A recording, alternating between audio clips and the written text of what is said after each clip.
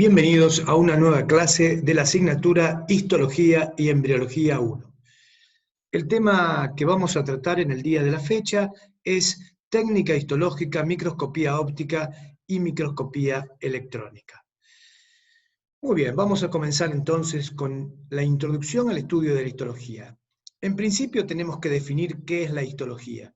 La histología es el estudio de las células, tejidos, órganos, aparatos y sistemas de nuestro organismo.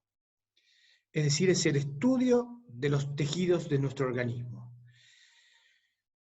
Al principio del estudio del cuerpo humano, la anatomía y la histología en realidad iban de la mano, pero en una etapa ulterior la histología se separa de la anatomía y comienza a ser una verdadera rama muy significativa y muy importante para el estudio de nuestro cuerpo humano.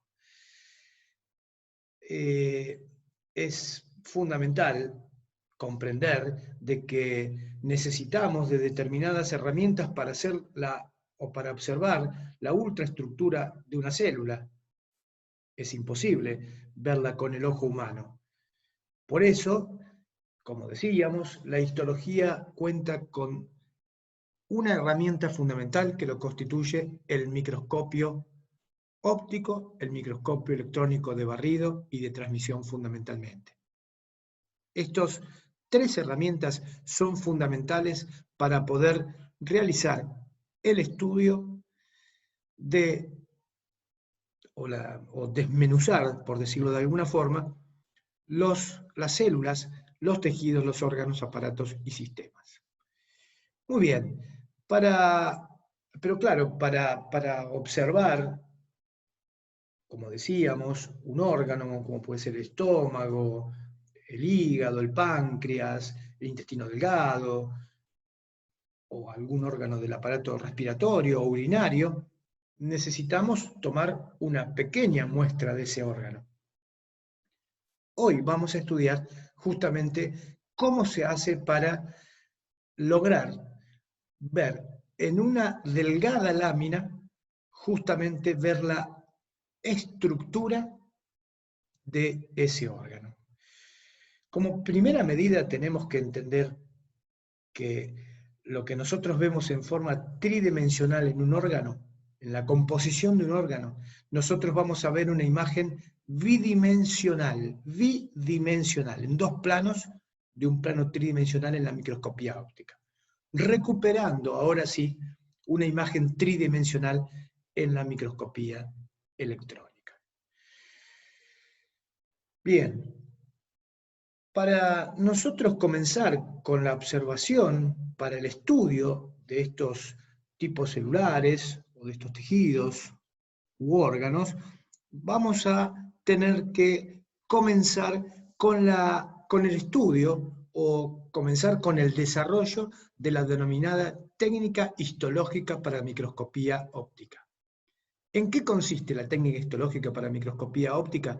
Consiste en una serie de procedimientos para obtener justamente un preparado de determinado órgano. En síntesis, consiste en una pequeña, muy pequeña lámina del tejido que nosotros queremos estudiar. Evidentemente, para nosotros lograr este preparado, necesitamos atravesar una serie de pasos para justamente llegar al preparado que nosotros queremos obtener. Si bien no es materia de estudio, porque de ninguna manera nosotros queremos que ustedes sean técnicos histológicos, que es la persona encargada de desarrollar y de hacer la preparación de estos elementos, pero sí podemos decir de que tenemos que tener las pautas o el conocimiento de cómo se realiza y cómo es el procedimiento para lograr obtener un preparado histológico. Si nosotros comenzamos con el estudio de esta situación, tenemos que tener en cuenta los pasos de la técnica histológica. Esta es el ABC de la técnica histológica. El ABC de nuestro estudio, conocer ¿cuáles son los pasos de la técnica histológica?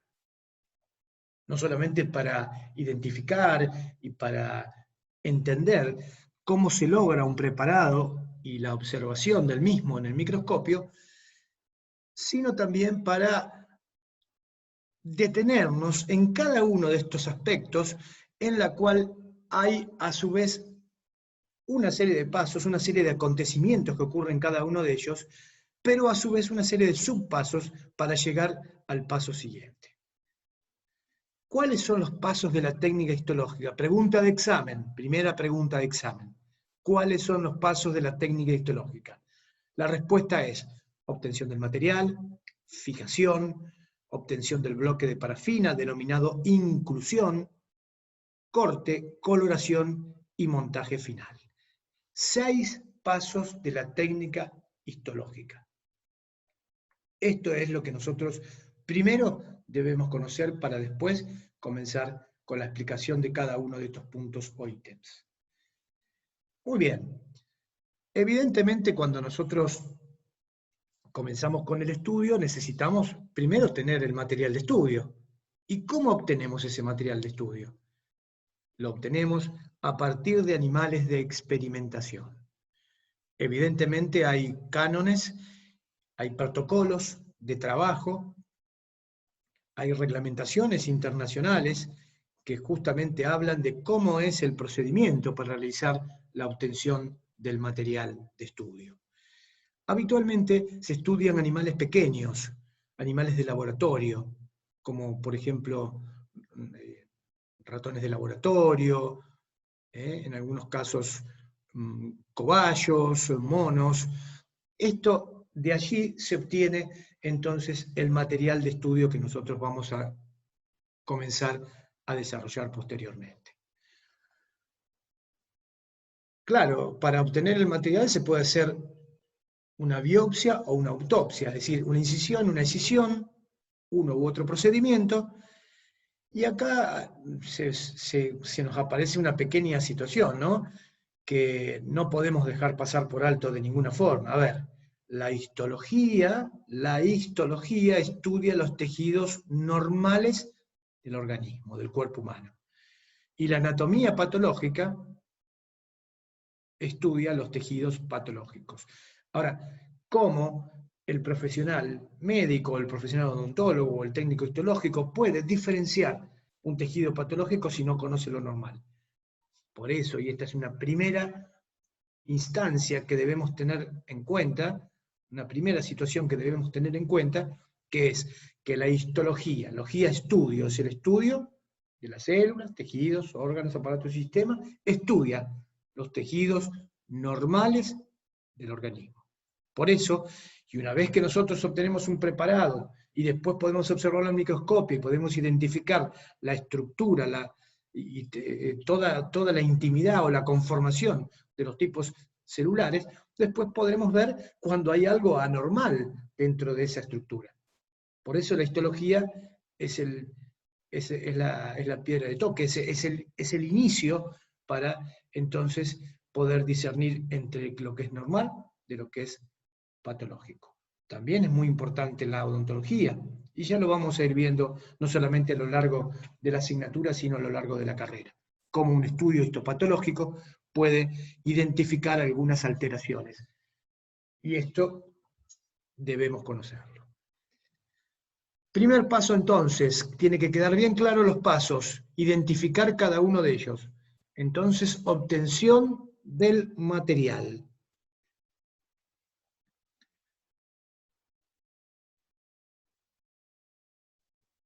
Para ampliar un poco más esta situación, se puede decir, como estamos viendo, que se hace un corte, una incisión, un corte o una decisión, y se toma con pinzas y se corta con un bisturí afilado para no dañar el tejido, y la finalidad de esta situación es lograr muestras del material que se pueden estudiar de tamaño adecuado para ser fijadas, lo que decíamos hoy, ¿no? Que quede bien claro.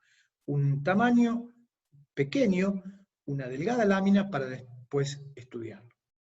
A ver, Porque una de las primeras situaciones que es la microscopía, que utiliza la microscopía, es que justamente sea lo más delgado posible para poder ser atravesado por la luz. Si un preparado no es muy grueso, es muy importante, muy voluminoso, el trozo de tejido que nosotros estamos viendo, evidentemente no podremos captar la imagen. Este es un dato no menor y muy significativo. Muy bien, vamos a pasar al segundo de los pasos, que es la fijación. La fijación es un punto muy importante también. ¿Por qué? Porque la fijación sirve justamente para detener el metabolismo celular.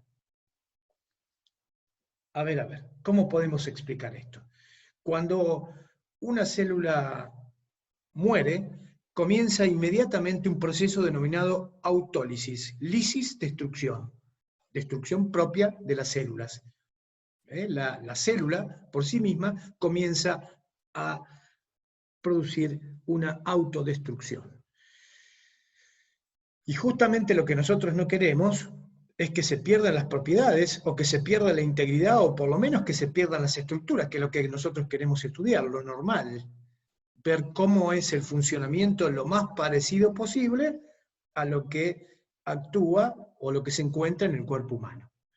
Entonces, justamente lo que hay que detener es la degradación celular y el comienzo de la autólisis.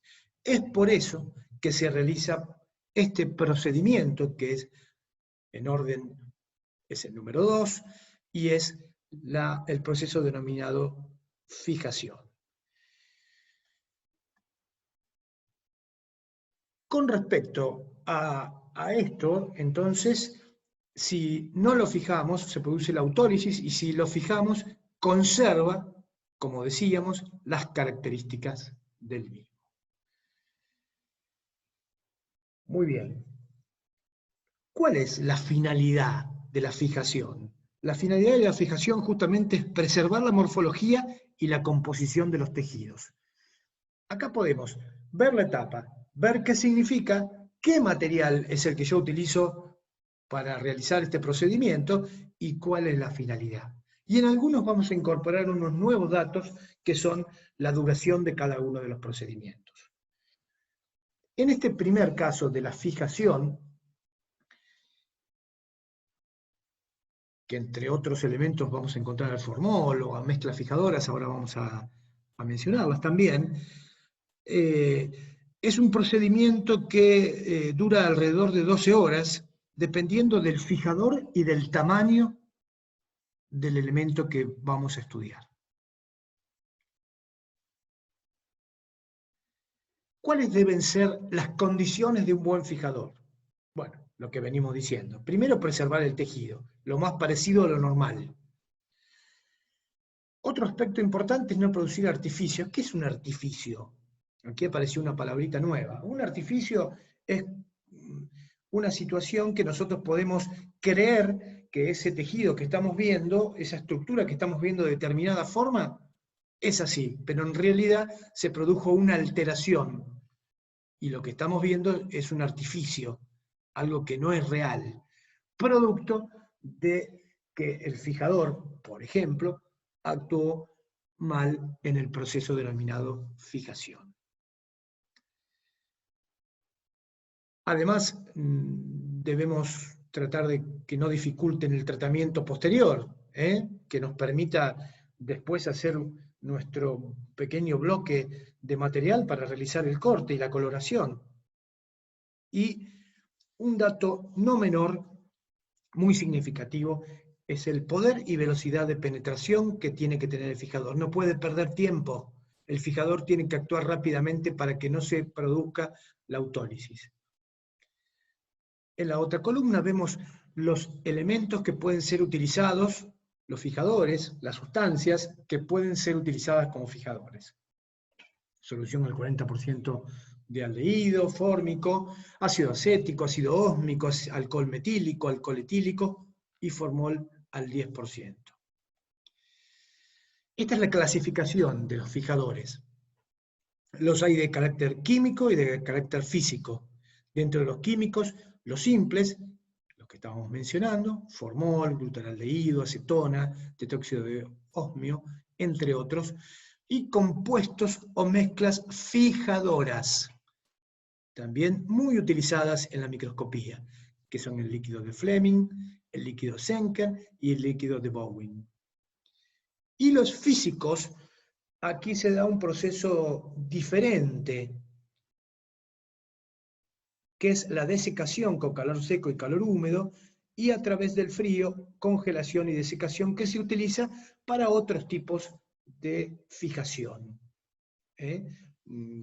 Por ejemplo, cuando estamos haciendo una cirugía y queremos congelar el tejido que extrajimos y lo queremos después estudiar, se pueden utilizar este tipo de técnicas, estos procedimientos físicos. Los que nosotros vamos a utilizar para la microscopía tradicional y convencional son los químicos, habitualmente con el formol, que es el más utilizado por una cuestión de valor, de precios, ¿no? Muy bien. Y pasamos entonces a la inclusión, que es la inclusión en parafina. La parafina es una cera, y como toda cera tiene la característica o la propiedad de ir de un estado líquido a un estado sólido, o a la inversa. Es una cera. La parafina va a, como dice la palabra, inclusión, va a incluirse, va a ingresar entre las estructuras, entre todo nuestro preparado, reemplazando a un elemento fundamental que en una estructura del cuerpo humano constituye el agua. Recordemos que el 90% del ser humano está constituido por agua. Cuando nosotros tomamos esta delgada lámina para poder estudiarla, nos vamos a encontrar también con la presencia de agua. Entonces, al incluirlo en parafina, debemos justamente hacer un procedimiento entre periodo y periodo, entre fase y fase, que nos va a ayudar a colaborar para llegar al cuarto, quinto y sexto paso de la técnica histológica. Un dato que olvidé de decir, es importante, antes de la inclusión en parafina, claro, porque nosotros estamos haciendo una fijación, y el fijador, que es el paso anterior, por ejemplo el formol, es un elemento que si no lo detenemos, sigue actuando. Por eso es importante detenerlo con un lavado, que puede ser con agua corriente, a pesar que en algunos fijadores no es necesario detenerlo, pero en el caso del formol sí es necesario. Y ahora sí estamos en el tercer paso entonces, cuyos pasos intermedios son lavar, deshidratar y aclarar. Ya lo lavamos para detener entonces la acción del formol o de otros ácidos. Ahora vamos a deshidratar. ¿Qué significa deshidratar? Deshidratar es justamente deshidratar, sacar el agua de los tejidos para que sea reemplazada por el alcohol. ¿Y por qué yo necesito hacer esto? Necesito hacerlo porque el agua y la cera no son afines, no hay afinidad, no hay unión, sino que la cera y el agua se rechazan, se repelen. Por eso es necesario, en la técnica histológica, llevarlo al alcohol 100, para que, de alguna forma, pueda, entonces, estar nuestra preparación en un medio en el cual sí pueda actuar o pueda, de alguna manera, la cera, justamente, reemplazar al elemento con el cual es afín, que es el alcohol 100. Fíjense que ahí tenemos alcohol 70, 80, 96 y alcohol total o alcohol 100. Estos pasos son como si fueran frascos y, bueno, los que hacen manualmente los sumergen en esos frascos y van de menor a mayor, de 70 entonces hasta 100%. ¿Cuál es la finalidad entonces de la deshidratación? Deshidratar, el subpaso 2, es eliminar el agua de los tejidos.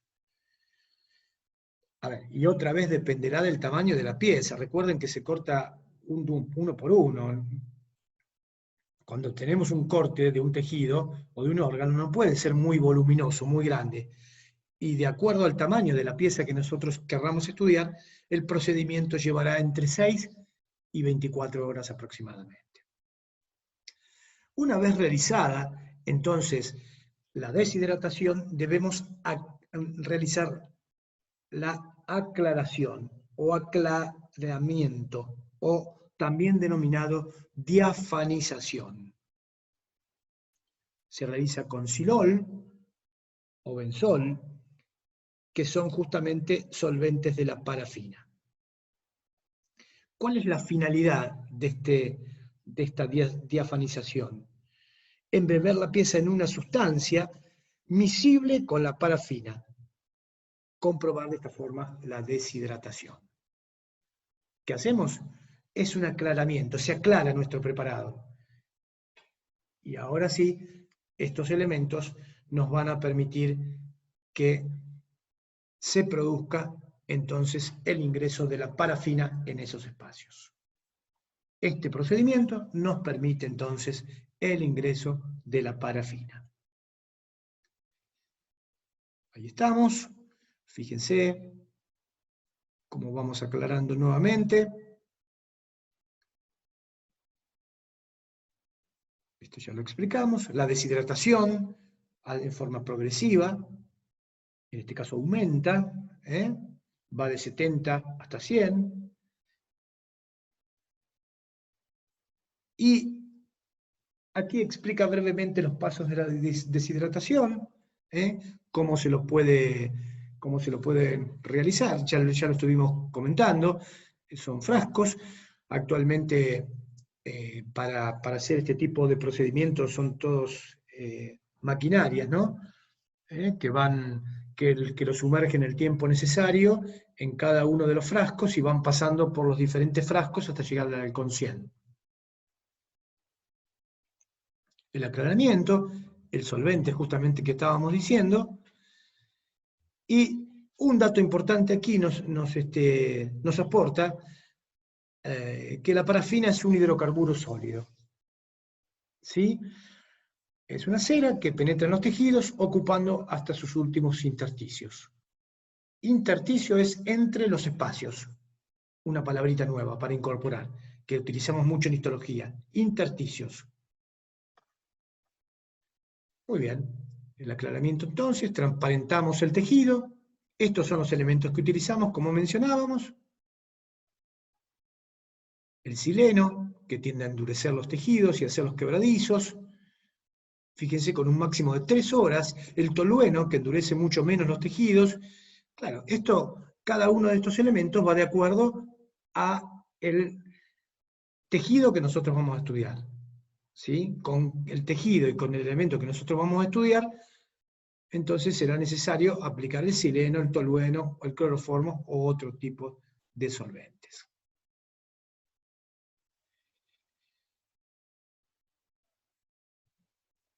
Bien.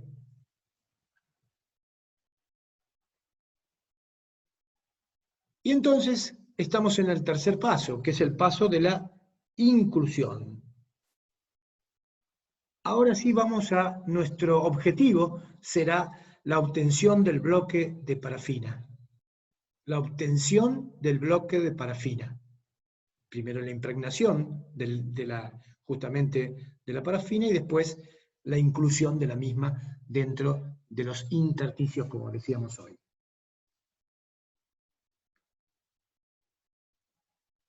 Esto se realiza en parafina fundida a 60 grados aproximadamente, en estufa a seco, claramente. La parafina lo que va a hacer, como decíamos, es penetrar en el interior de las células, espacios intercelulares y todas las estructuras. Entonces el objetivo será justamente el posterior corte, la obtención de un taco, la obtención de una estructura rígida para poder nosotros realizarle posteriormente el corte de la misma, que es el próximo paso. La impregnación en parafina dura aproximadamente 6 horas, depende del tamaño de la pieza, y el procedimiento de la inclusión en parafina es necesario que justamente cambie de estado y la parafina esté de estado líquido, como estaba, en estado sólido. Para poder entonces, vamos a verla en la próxima placa, aquí lo vemos, ¿ven? Obtener posteriormente pequeños bloques para después hacer los cortes. Ahí vemos, ¿ven? Allí están las cubas. Estos son elementos nuevos que se utilizan en los laboratorios. Aquí obtenemos los tacos.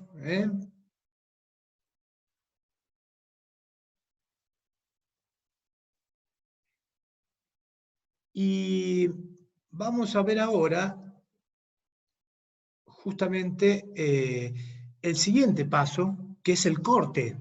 El corte es un dato muy importante, es un momento de la preparación muy importante, porque como decíamos, el microscopio tiene como finalidad justamente que la luz del mismo atraviese la delgada lámina que nosotros vamos a obtener. Cuanto más delgada la lámina, mejor va a ser atravesada por la luz y de esa forma se va a formar la imagen en nuestra retina. Estos son los pasos entonces. El número 4 es el corte. Finalidad, obtener láminas delgadas que puedan ser atravesadas por la luz. Y aquí nos aparece un nuevo elemento, que es el micrótomo. El micrótomo es una aparatología, una herramienta, un equipo, que va a servir, tiene cuchillas muy afiladas y sirve como si fuera una cortadora de fiambre, para hablar burdamente, que permite hacer cortes muy delgados para que van, miren, entre 7 a 20 micrones y poder verlos después en el microscopio.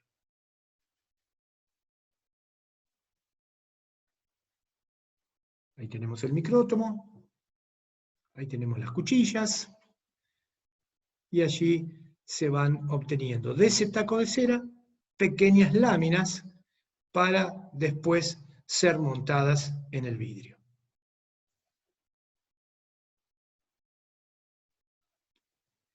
Y ahora viene otro paso fundamental, que es la coloración. ¿Cuál es la finalidad de la coloración? Justamente hacer visibles los distintos componentes de los tejidos mediante justamente el procedimiento denominado coloración. Y este es un capítulo aparte, porque realmente dentro de los pasos de la técnica histológica vamos a tener que hay diferentes tipos de colorantes. Y tenemos como una situación bastante particular, es que no todos los elementos celulares se tiñen, se colorean con el mismo colorante. Es decir, que para ver determinadas estructuras nosotros aplicaremos un colorante, para ver otros tendremos que aplicar otros. Y entonces, ¿por qué es esto? ¿Por qué los colorantes? ¿Cómo veríamos nosotros si no le aplicaríamos la coloración? Veríamos transparente, no se vería nada, porque ahora lo vamos a tener que volver a reemplazar por agua, después del alcohol, después al agua, de vuelta. ¿Y qué veríamos? Todo transparente y no veríamos ninguna estructura, porque las estructuras no tienen color. Entonces lo que tenemos que lograr es que justamente esas estructuras se coloreen. Esa es la finalidad de este paso denominado coloración. Aquí tenemos algunos, entre los más conocidos: la hematoxilina egosina, la fucsina resorcina, el ácido periódico de Schiff, el método de Sudán, la impregnación argéntica, o sales de plata. Estos son algunos de los colorantes que vamos a tener nosotros para realizar este procedimiento, con los que vamos a contar en el laboratorio. El más conocido, no conocido, el más de fácil manipulación, la hematoxilina y eosina, que en realidad son dos colorantes. Por un lado la hematoxilina y por un lado la eosina. Y miren, fíjense el color, no caprichosamente lo pusimos así. La hematoxilina es un colorante básico que se tiñe de azul o violeta, o lila. Y la eosina es un colorante ácido que se tiñe de color rosa en las observaciones que nosotros vamos a ver. Estos dos colorantes se utilizan juntos, justamente para poder diferenciar diferentes estructuras. Ahora vamos a ver cuáles.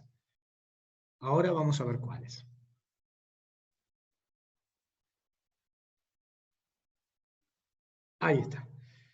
Muy bien. Con la hematoxilina, que es un colorante básico, entonces, tiñe estructuras o elementos ácidos que, por ejemplo, lo constituye el núcleo o el retículo endoplasmático rugoso, entre otras estructuras.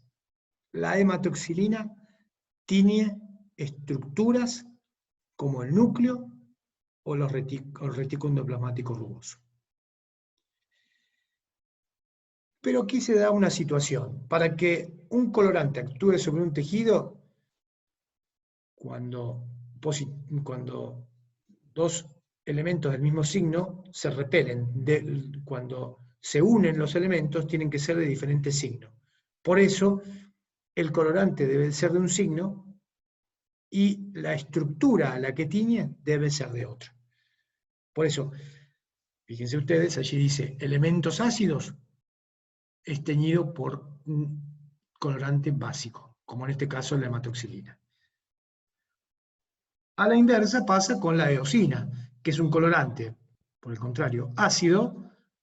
Justamente esto, ácido y base, es en relación con el pH, que ustedes ya estuvieran viendo en biología, ¿no? Y tiene de rosa o rojo elementos básicos como algunas estructuras como el citoplasma.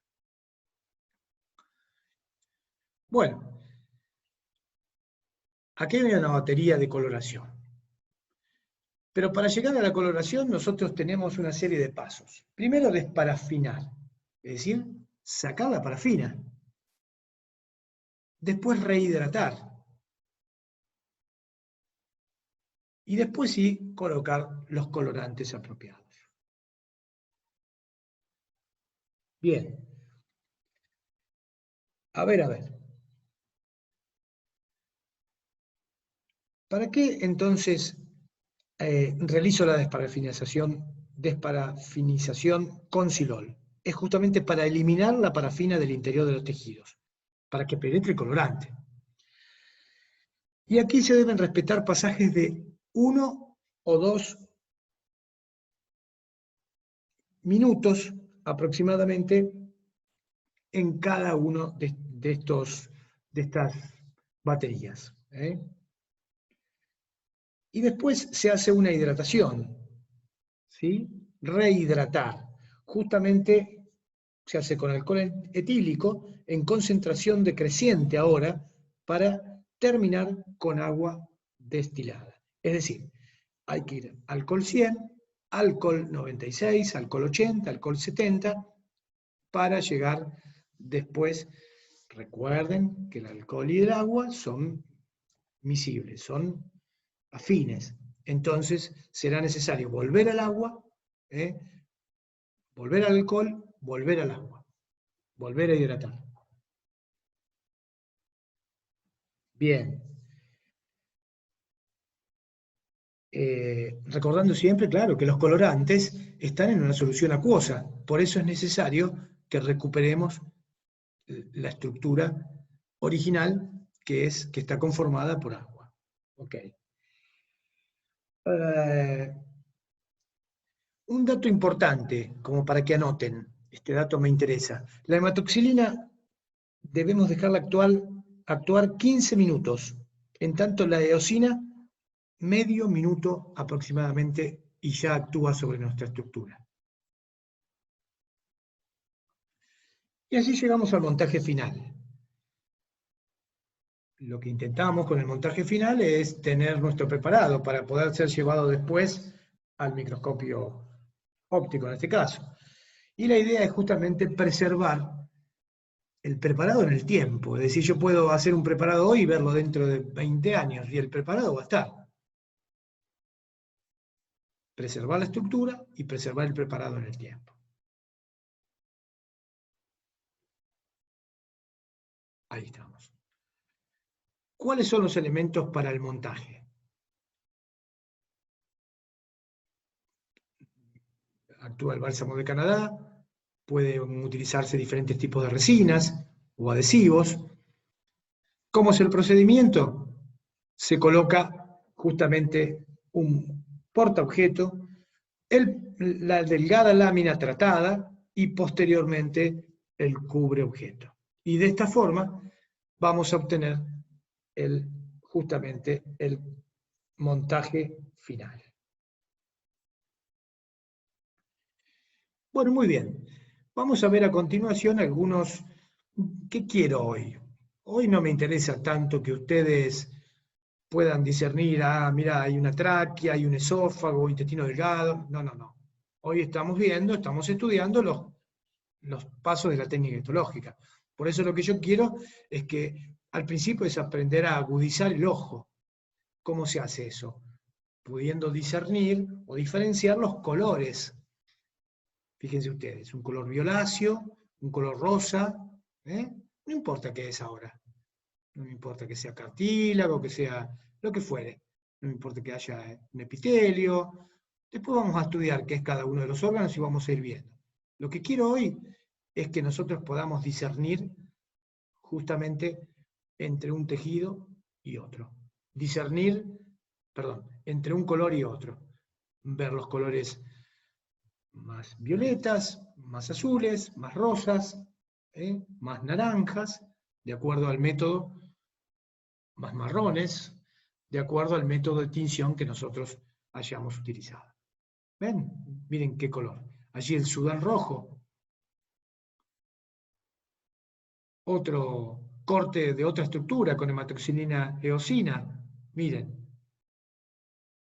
También hígado, con impregnación argéntica, fibras reticulares.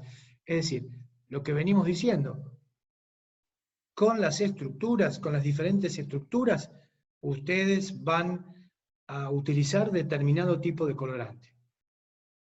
Incluso hay algunos específicos, para algunos y determinados órganos o estructuras.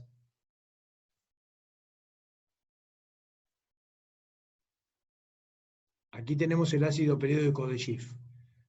Miren, un colorante muy utilizado, se llama PAS. PAS positivo o PAS negativo.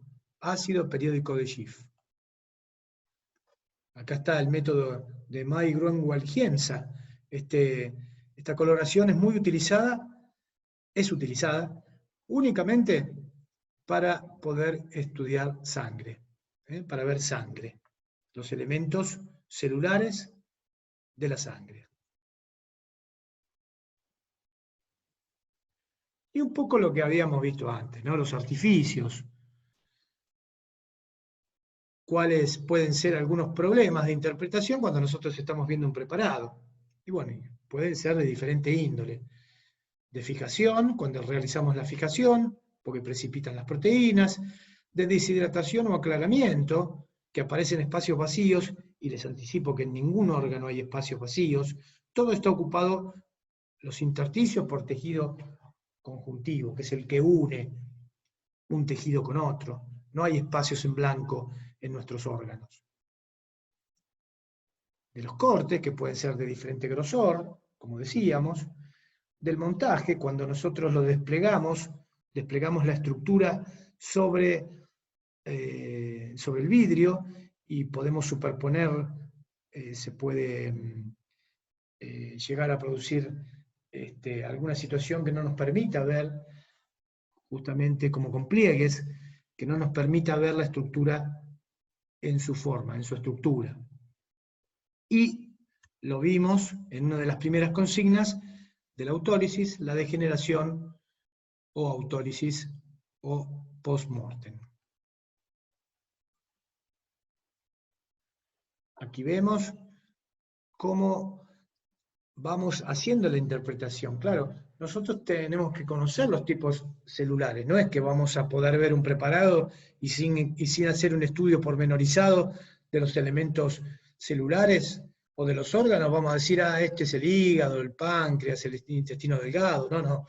Tenemos que, el estudio, la observación, tiene que estar acompañado del estudio pormenorizado de cada tipo celular, de formas, de estructuras, así. Después, el estudio con el microscopio, la observación con el microscopio nos permitirá ver en detalle cada una de las estructuras que nosotros hablamos desde la teoría. Pero no hay teoría sin observación, porque es muy importante, pero tampoco hay observación sin teoría. Acá tenemos los diferentes tipos de cortes que nosotros podemos observar. Fíjense, corte transversal, corte longitudinal, transversal, en el plano, longitudinal a lo largo, corte oblicuo, o también denominado tangencial. Estos son los tres cortes que tiene la microscopía. Entonces, corte transversal, corte longitudinal y corte oblicuo. Bien, aquí tenemos. Miren, también hay que interpretar lo que decíamos hoy. A ver, son estructuras que estamos viendo, son bidimensionales de estructuras tridimensionales. Acá estamos aplicando lo que decíamos hoy cuando comenzamos con la clase. ¿Ven? Hay que traspolar de alguna forma lo que nosotros conocemos a la observación en el microscopio. No es fácil. Las primeras veces nos va a resultar complejo, pero con el paso del tiempo vamos a poder realizar una interpretación fácil de un preparado. Claro, pero ahora viene la otra consulta. ¿Cómo hacemos para observar el preparado? Y aquí aparece nuestra vedette, el microscopio. Bien. ¿En qué consiste el microscopio? Entonces, como decíamos hoy, consiste en una herramienta fundamental que lo que hace es aumentar una estructura para poder ser después observada en detalle. Encontramos el microscopio óptico, de contraste de fase, de polarización, electrónico de transmisión, electrónico de barrido, de fuerza atómica, entre otros. Aquí vemos en el esquema un microscopio óptico en la cual vamos a estudiar las diferentes estructuras. ¿Ven? Lo que yo les decía, una parte mecánica y una parte óptica. Una parte mecánica y una parte óptica. Ahora vamos a ir estudiando cada una de ellas. Acá tenemos el brazo. Aquí tenemos el pie o apoyo. Aquí tenemos la luz que yo les mencionaba, ¿ven? Esta es la platina sobre la cual se apoya. Miren, acá hay como unas delgadas planchuelas que lo que hacen es tomar, pinzas se llaman, toman el preparado, toman el vidrio para que nosotros podamos después observar. Acá tenemos el tornillo micrométrico, que es para definir, para poder hacer las observaciones más nítidas, con mayor detalle, y el tornillo macrométrico, que es este, perdón, y este es el micrométrico, que lo que va a hacer es acercarnos, subir o bajar el brazo, o subir y bajar la platina, de acuerdo al tipo de microscopio que estemos utilizando. Y aquí lo que observamos es el sistema de lentes, ¿ven? Objetivos son las lentes que se encuentran justamente sobre la platina, sobre el preparado, y el ocular, que es donde apoyamos nosotros el ojo humano.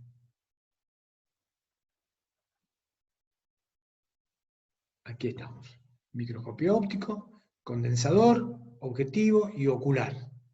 Parte óptica, parte mecánica, cabezal, brazo, sistema de revólver, platina, foco, tornillo macrométrico y la base del microscopio. Acá estamos, ¿eh? Otra vez lo miramos para poder interpretarlo. Acá donde dice tornillo micrométrico debe decir tornillo macrométrico. Atención con esto, que puede llevarlos a un error.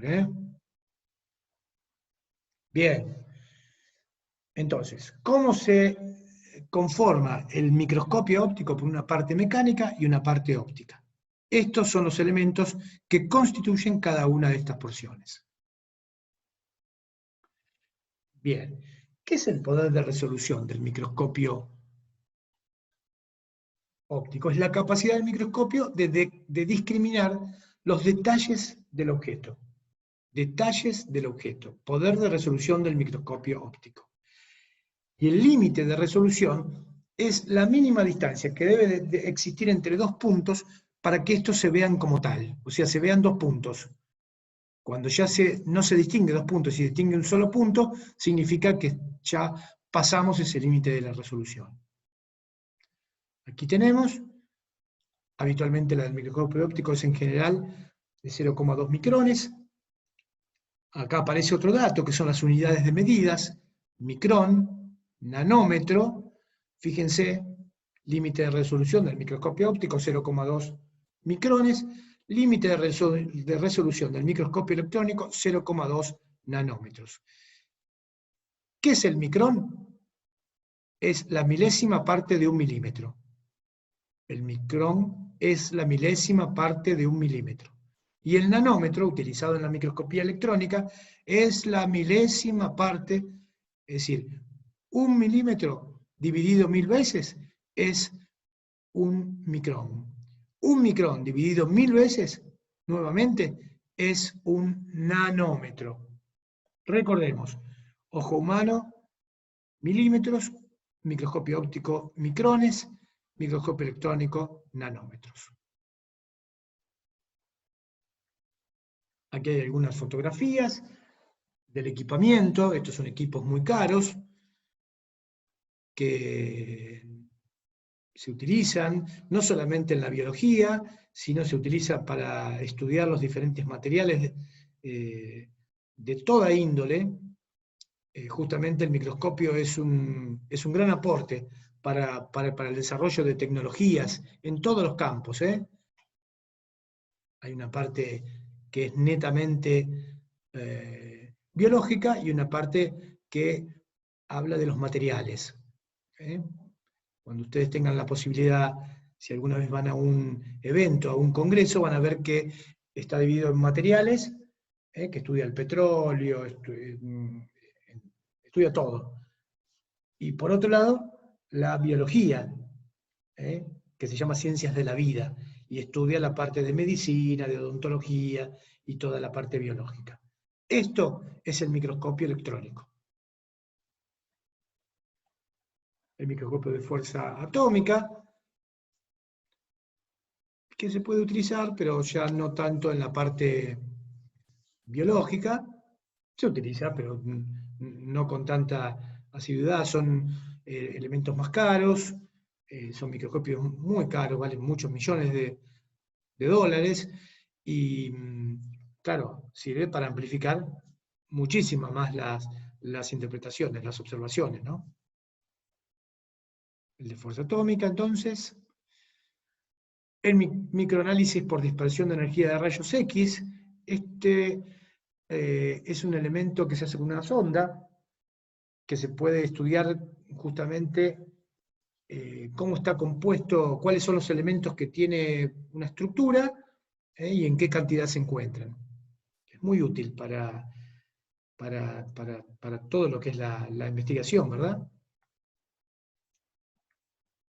Y un dato no menor que podemos aportar sería que el microscopio óptico aumenta hasta 1500 veces los elementos, el microscopio de barrido o de transmisión aumenta hasta 500.000 veces el microscopio electrónico de barrido y hasta 1.000.000 de veces el microscopio electrónico de transmisión. ¿Cómo actúa el microscopio electrónico de barrido? Actúa mediante un ánodo y un cátodo, se forma un haz de electrones, y en vez de formarse la imagen en la retina, la imagen se va a formar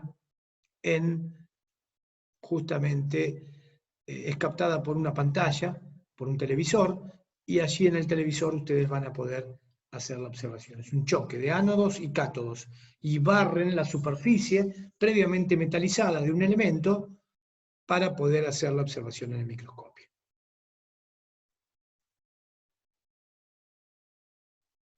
Bueno, hemos aportado algunos elementos, evidentemente hay mucho más para leer, los invito a hacer una lectura pormenorizada. Fue una breve charla, hemos compartido algunos conceptos y espero que haya sido de su interés, y la próxima clase nos encontraremos ya con el tejido epitelial. Muchísimas gracias por su atención y nos reencontramos en la próxima clase.